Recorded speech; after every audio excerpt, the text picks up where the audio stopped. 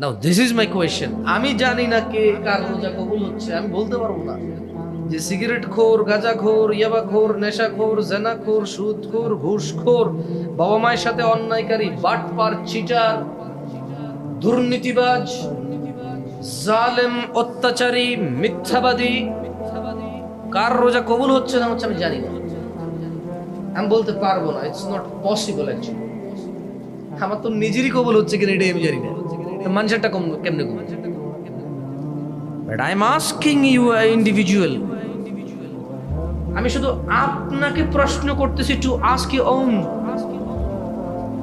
নিজেকে একটু প্রশ্ন করেন, রোজায় আল্লাহ বলছে যে তাকওয়া বৃদ্ধি পাবে। তাকওয়ার বাংলা অর্থ দুইটা হয়, সুন্দর অর্থ হচ্ছে আল্লাহ ভীতি এবং আল্লাহর প্রতি আস্থা, আল্লাহর প্রতি ভয় এবং ভালোবাসা, তাকওয়ার দুইটা অর্থ।